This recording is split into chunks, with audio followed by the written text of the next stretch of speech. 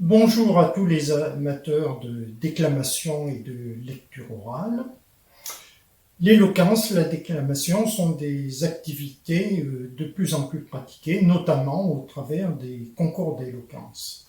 En tant qu'auteur-déclamateur, depuis de nombreuses décennies, je vais tenter d'y apporter ma contribution en fonction de mon expérience. Tout d'abord, de quoi dépend la qualité d'une déclamation? C'est ce que nous allons voir en premier lieu. Tout d'abord, la qualité littéraire du texte sur le plan sémantique, sur le plan expressif.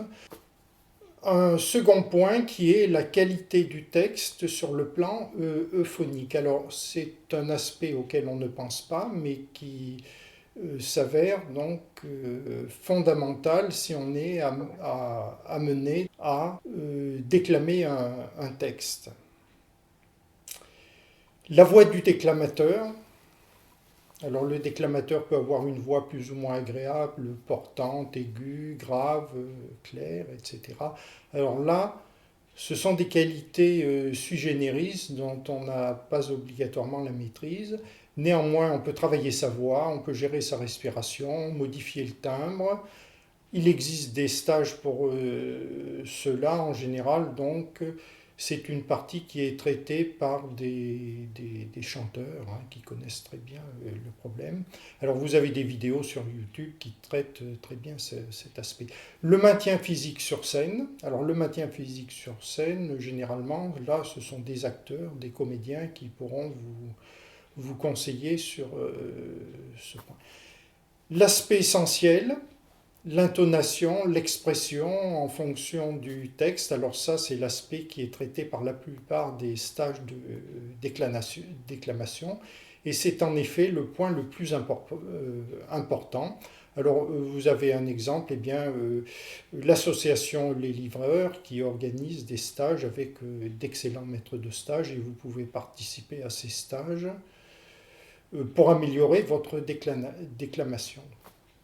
Dernier point, ce sont les règles de base d'ordre linguistique, c'est-à-dire la gestion des E caducs, ce qu'on appelait autrefois les E muets, les liaisons, les aspirations, les accents toniques, ce qu'on appelle le phrasé, c'est-à-dire les temps d'arrêt.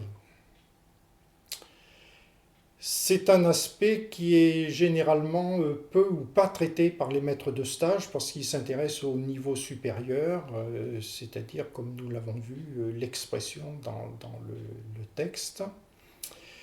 Néanmoins, c'est un point qui peut être discriminant dans les concours parce qu'il s'appuie sur la correction du langage et là, il est possible qu'on ne vous pardonne pas certaines erreurs. Alors nous allons pour notre part, nous focaliser sur deux aspects, les deux aspects que j'ai surlignés en jaune, parce que ce sont les deux aspects sur lesquels je suis compétent.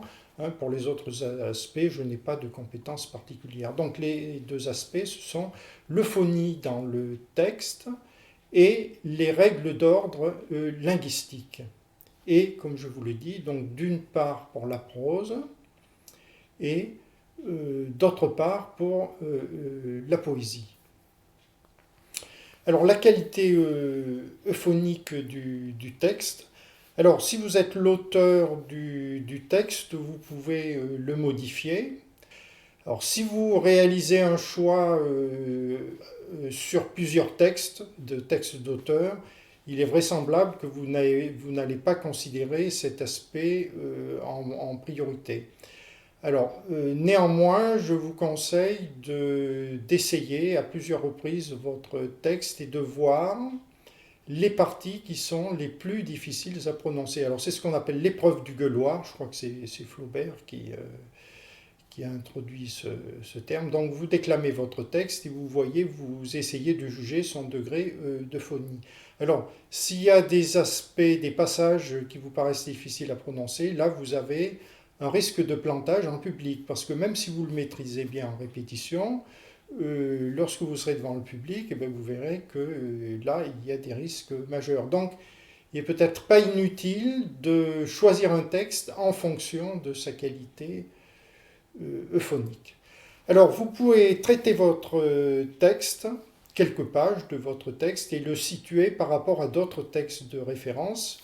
Ceci grâce à une petite application web que j'ai développée et elle se trouve sur le site AAB indiqué au-dessous de cette vidéo. Alors dans cette application, l'intitulé du texte que vous avez à tester et que vous allez donc entrer va apparaître en rouge selon son degré de phonie. Alors ici j'ai utilisé le début de mon propre roman, La Gitane d'Ozon. C'est un petit peu de pub de ma part, c'est normal, hein, je suis un auteur. Alors, ce texte, il va s'inscrire avec un coefficient de dysphonie ici, de 0,86, c'est-à-dire le plus faible possible, ce qui n'est pas étonnant parce que je l'ai écrit justement en fonction de l'euphonie. Hein. Ce n'est pas qu'il a une qualité littéraire meilleure, c'est simplement qu'il satisfait par définition à cette condition d'euphonie. Donc, si vous avez un texte qui va s'inscrire ici avec un coefficient dysphonique qui est supérieur à 4, 5, eh bien, il faut vous méfier. Ça signifiera que votre texte risque de passer beaucoup moins bien. Alors, comment modifier le texte? C'est votre propre texte. Eh bien, supprimez les hiatus, supprimez les cacophonies, recherchez les élisions qui vont créer un effet de liant et qui vont permettre donc un texte plus fluide. Voilà pour ce qui concerne les qualités phoniques du texte. Nous allons passer maintenant aux caractéristiques linguistiques et grammaticales de base, que je rappelle ici. La gestion des E caducs, les liaisons, les aspirations, les accents toniques et le phrasé, c'est-à-dire tout ce qui concerne les arrêts temporels, le rythme. Et nous allons étudier d'une manière pratique les principaux défauts de déclamation, donc à partir d'une petite application web, là aussi, que j'ai conçue. Alors elle va vous indiquer les caractéristiques de la déclamation après une analyse de l'enregistrement, disséquée phrase par phrase manuellement. Alors quelques mots sur cette application pour que vous compreniez de quoi il s'agit. Eh bien, je prends un texte, par exemple sur Wikisource, on peut trouver des textes classiques de Jules Verne, Zola, Maupassant, etc. C'est ce que j'ai fait. Et ici, j'ai pris donc le début du côté de chez Swann de Proust. Je choisis une déclamation, alors il y a des déclamations disponibles notamment sur le site littératuraudio.com.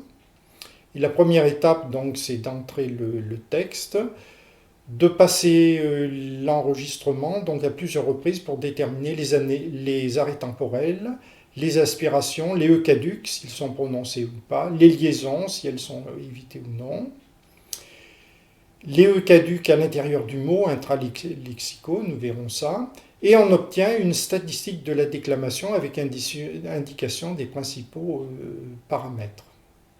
Alors voilà le résultat fourni pour le texte de Proust, déclamé donc par un déclamateur, plus exactement, donc une déclamatrice sur littératuraudio.com.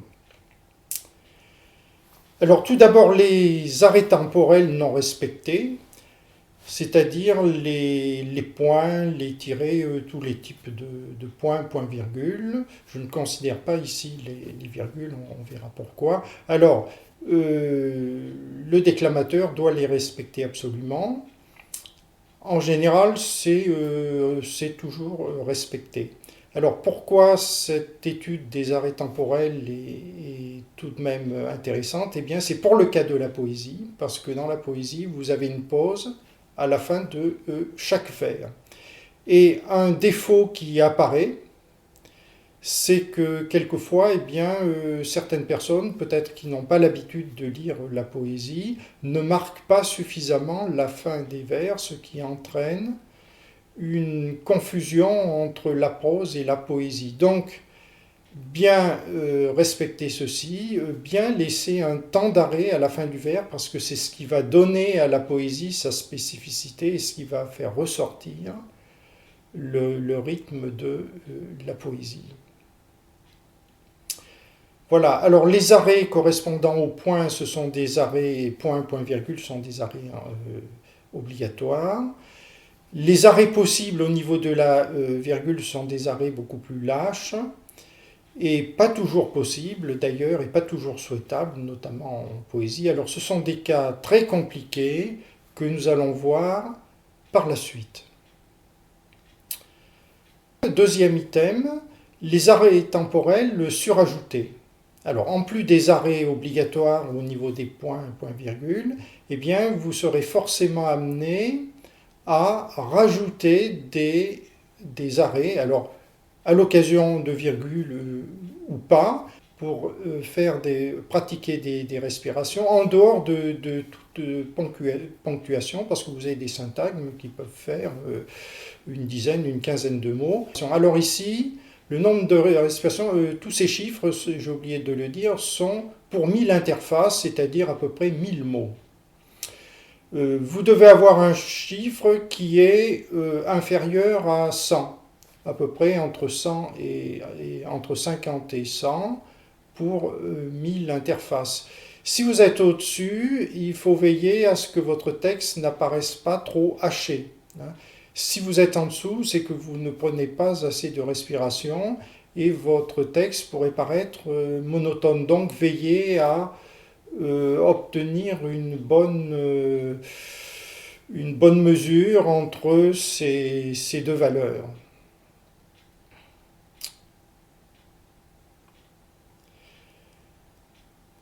Passons maintenant au traitement des aspirations. Alors, les aspirations sur voyelles aspirées constitutives non respectées, alors ça signifie que dans un texte, vous avez des voyelles qui sont obligatoirement aspirées sur certains mots, donc les fameux H aspirés. Alors, il n'y en a pas beaucoup, à peu près une statistique de 3 ou 4 pour 1000 mots.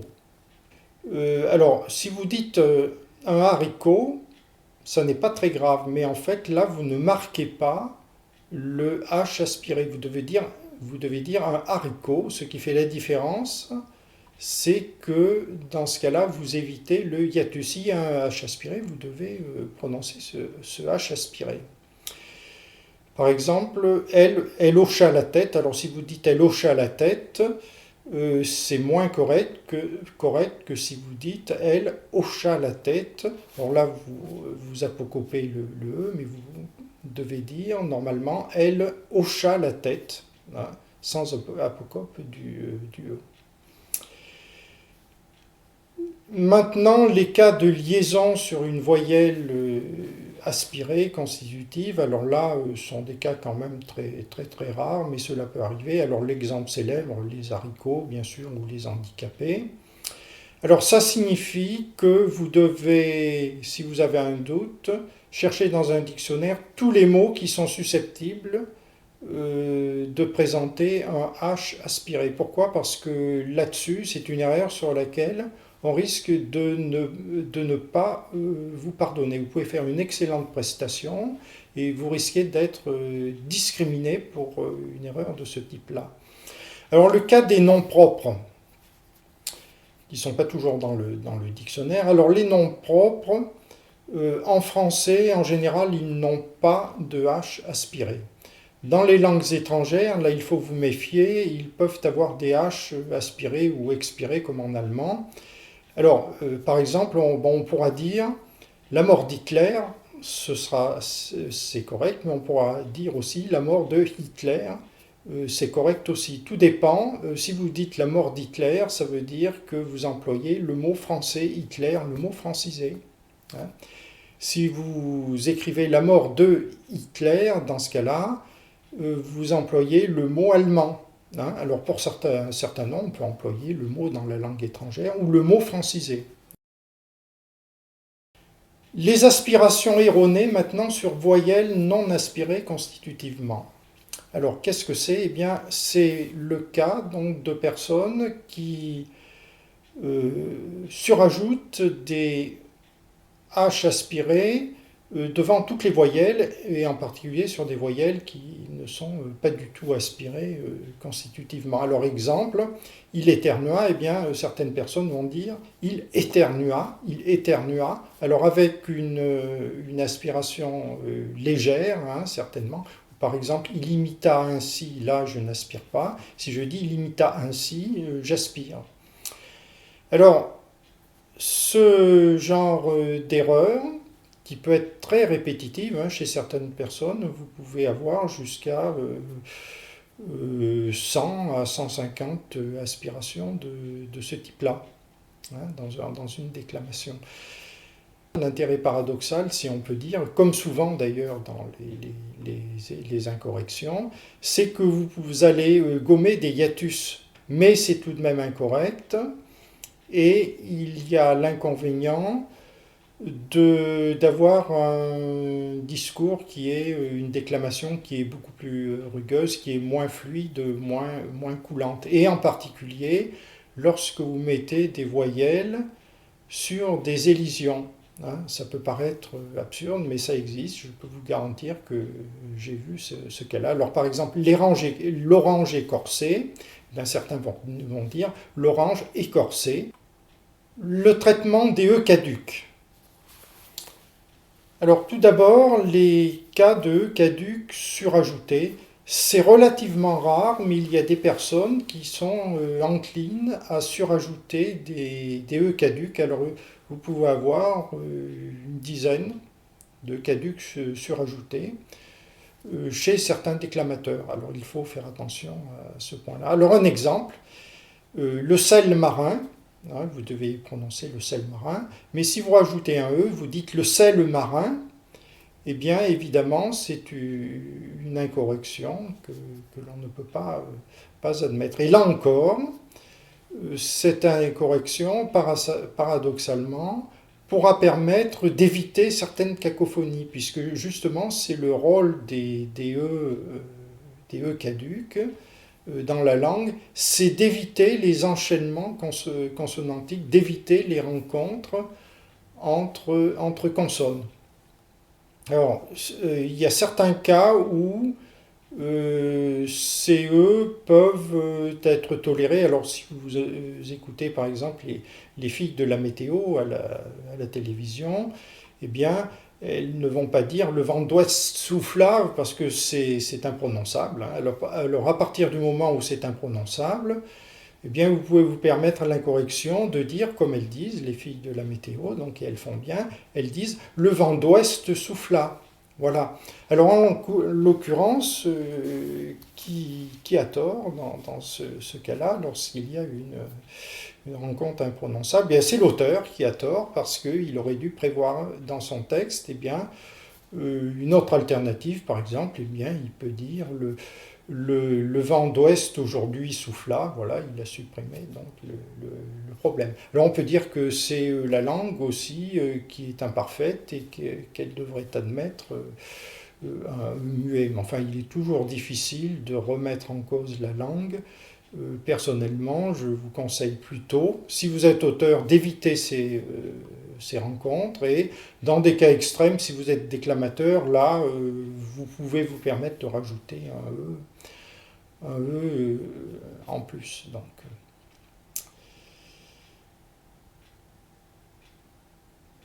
voilà, alors maintenant, les E caducs sur monosyllabes. Alors pourquoi distinguer les E caducs sur monosyllabes et sur polysyllabes? Eh bien, vous allez comprendre tout de suite. Vous devez prononcer je me souviens, c'est correct, mais si vous prononcez je me souviens, évidemment, là c'est un cas d'apocope du E muet qui n'est pas tolérable dans une déclamation littéraire. Alors ça peut se produire sur des monosyllabes en E, tels que des articles, des propositions, des conjonctions. Alors vous avez de, ce, que, je, etc. Donc, alors il y a certains déclamateurs qui suppriment ainsi des E sur ces monosyllabes. Alors là, rigoureusement, vous devez avoir donc le nombre de caducs dans votre déclamation doit être égal absolument à 0. Veillez bien à ceci. Alors passons maintenant au E caduc sur polysyllabe. Alors ceci c'est à l'intérieur d'un syntagme. Alors là c'est beaucoup plus délicat à juger. Vous pouvez en avoir à peu près 50 à 150. Dans une déclamation en prose, vous pouvez prononcer ou ne pas prononcer les E muets. Alors les E muets caducs. Alors tout d'abord, à la fin d'un syntagme, évidemment, ils ne sont pas prononcés lorsqu'il y a un arrêt temporel. Mais sinon, il est nécessaire d'apocoper certains E muets parce que vous avez des enchaînements de E muets qui sont trop nombreux. Donc vous devez supprimer certains E muets, mais si vous en supprimez trop, vous avez une lecture qui peut virer à la vulgarité, c'est-à-dire qui se rapproche un peu de l'argot et qui devient particulièrement rude. Donc il faut trouver là aussi un bon équilibre entre l'apocope des caducs et leur prononciation.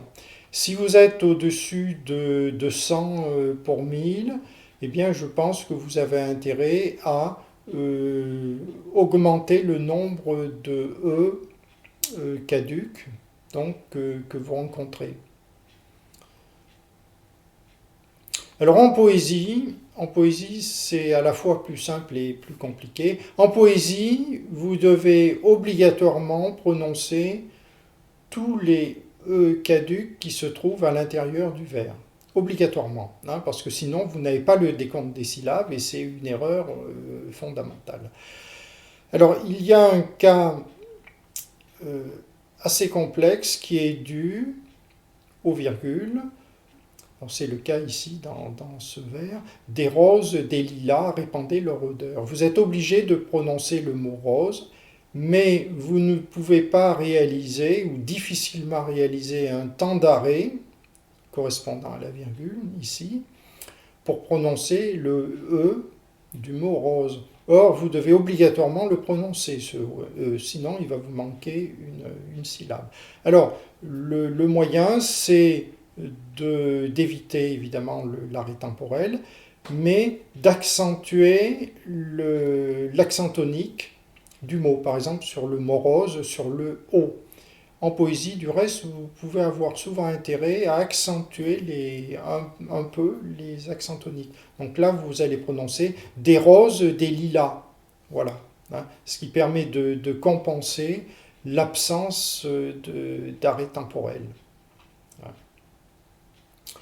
Alors, il faut préciser aussi qu'en poésie, vous ne pouvez pas avoir de E caduc au niveau de l'hémistiche, au niveau d'une césure. Et il y a une règle, c'est que l'élision a toujours primauté sur la virgule.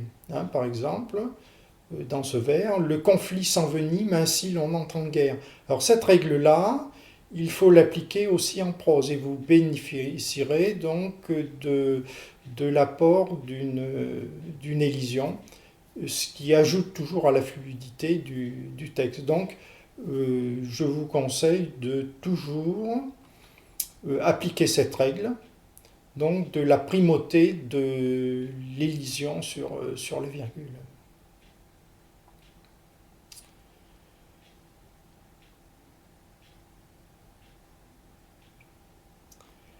Alors l'apocope maintenant des E internes.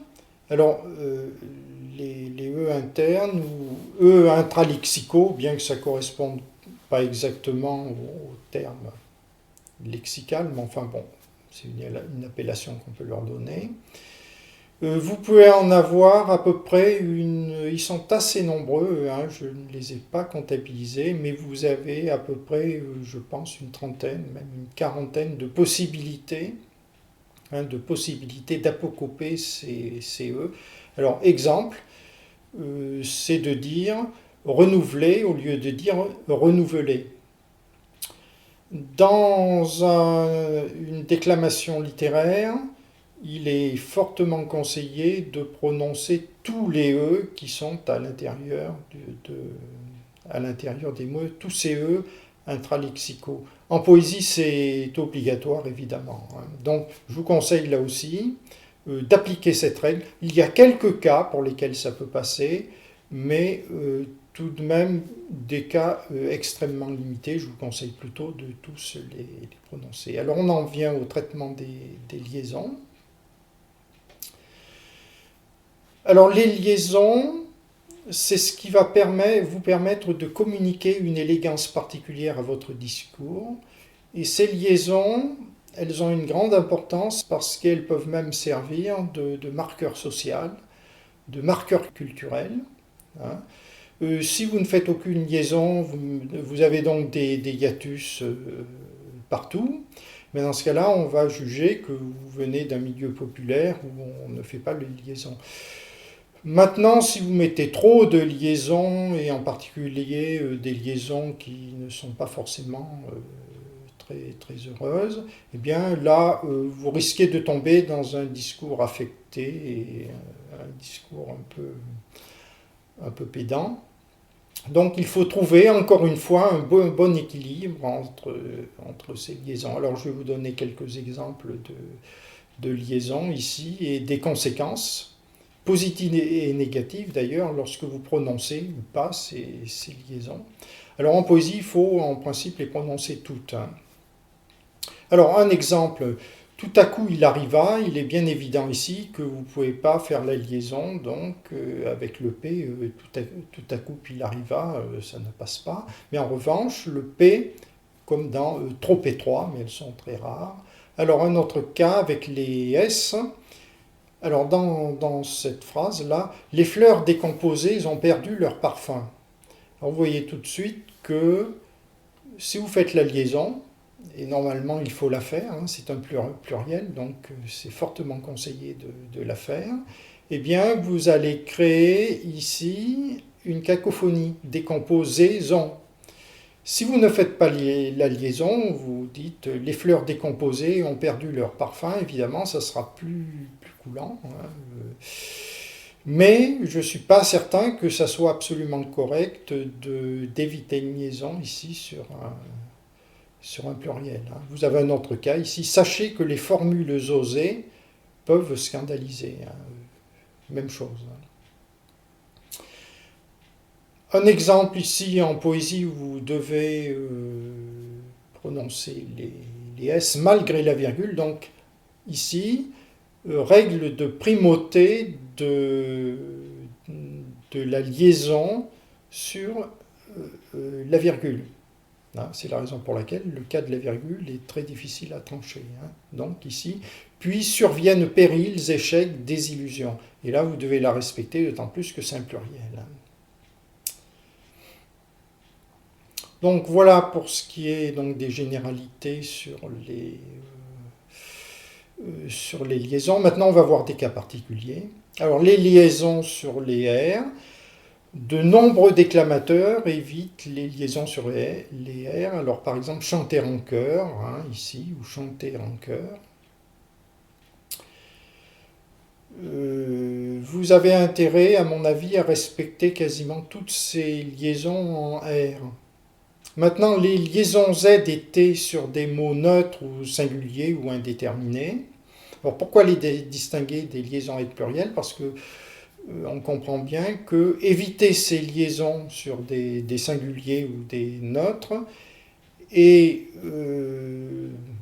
beaucoup plus tolérable que d'éviter des liaisons sur des pluriels, hein. Voilà. Alors ici, des liaisons sur des mots neutres. Eh bien, vous avez par exemple, mais on réagit au lieu de dire mais on réagit, hein. Voilà. Alors, exemple également avec en liaison T, eh bien, il venait en chantant au singulier, donc ici vous avez une liaison sur un singulier. Vous avez donc les liaisons Z et T sur pluriel. Alors, dans ce texte précisément, vous en avez 6, mais vous pouvez en avoir une dizaine jusqu'à une quinzaine dans un texte. Donc c'est tout de même une faute très grave et vous devez prononcer toutes les liaisons plurielles avec un Z et un T. Alors ici, vous avez par exemple des bijoux vermeils étincelants. Là, je ne prononce pas le S. Et la prononciation correcte, eh bien, c'est des bijoux vermeils étincelés. Hein, voilà. Et aussi en T, eh bien, c'est la même chose. Ils viennent ensemble, ou plutôt, donc vous devez dire, ils viennent ensemble. Hein. Et au passage, il est préférable de ne pas apocoper le E, hein, parce que vous pouvez dire, ils viennent ensemble, vous faites une fausse élision, hein, qui est très très incorrecte. Vous pouvez dire, ils viennent ensemble, dans ce cas-là, vous apocopez le E, mais ça reste tout de même correct parce que vous prononcez le T de liaison. C'est encore mieux de dire, ils viennent ensemble, ou vous prononcez le E caduc et le T de liaison. Voilà. Alors, d'autres particularités qui sont liées à la poésie classique, qu'on va passer assez rapidement. Alors vous avez les mots qui peuvent être prononcés en synérèse ou diérèse. Par exemple, le mot miel, il est en une syllabe, et vous avez le mot lion qui doit se prononcer en deux syllabes. Lion, hein. Le mot déclamation lui-même, eh bien, tous les mots qui se terminent par sion se prononcent, le sion se prononce en 2 syllabes. Alors, comment distinguer ces cas et comment les gérer? Alors moi je vous conseille de compter les syllabes. Alors, normalement il faudrait revenir au mot latin pour savoir s'il doit se prononcer en synérèse ou en diérèse, mais là vous n'y arriverez jamais parce que de toute manière vous ne savez pas comment l'auteur a décidé de gérer lui-même en tant qu'auteur, donc ces cas de synérèse et diérèse, sachant qu'au XIXe siècle, eh bien, vous avez un délitement des règles classiques plus ou moins respectées, donc vous pouvez avoir des textes où certains mots doivent être prononcés en synérèse ou en diérèse. Hein. Donc le mieux, c'est de compter les syllabes avant votre déclamation, pour faire une déclamation correcte. Alors il y a aussi des cas de terminaux comme étourdi-e que vous devez prononcer. Même traitement, donc que vous étudiez le texte à l'avance pour voir si vous devez prononcer ces E, donc s'ils doivent être comptabilisés. Alors, vue rétrospective de ce que nous avons dit, alors nous pouvons le faire avec l'application web que je vous propose. Alors ici, une vue générale que vous pourrez voir donc par le lien qui sera indiqué au-dessous de cette vidéo. Alors ici, c'est le texte du côté de chez Swann. Alors ici, on ne va pas regarder absolument en détail, mais vous avez indiqué les E muets, les E caducs, s'ils sont apocopés ou non, prononcés pas. Hein, vous voyez ici en jaune. Vous avez les pauses ici en gris. Vous avez les élisions qui sont ici en rose. Vous avez également les liaisons qui sont en vert. Ici, une liaison Z plurielle, donc mes yeux. Hein. Ici, une liaison singulier, croyez avoir. Vous avez également toutes les dysphonies, cacophonie, hiatus, etc., qui sont notées. Alors ici, alors on ne va pas passer en revue tous ces types de dysphonies. Conclusion, les préconisations que nous avons énoncées n'ont pas toutes le même caractère obligatoire. Il est essentiel de satisfaire aux plus importantes. Les fautes graves peuvent entraîner une discrimination de la déclamation, même si vous êtes brillant par ailleurs. A l'inverse, concernant des préconisations plus lâches, on se gardera d'atteindre absolument une hypercorrection trop systématique qui confinerait à la préciosité. En cela, une distinction doit être établie entre la poésie classique plus exigeante et la prose moins contraignante. Il est nécessaire de trouver un bon équilibre et de l'adapter au public comme au contenu expressif et sémantique du texte concerné. Quoique ces recommandations concernent l'aspect le plus basique de la langue, elles influent sur le niveau supérieur, notamment sur l'expression de l'ensemble, et elles peuvent communiquer à votre prestation un certain cachet qui fera la différence. Merci de m'avoir écouté.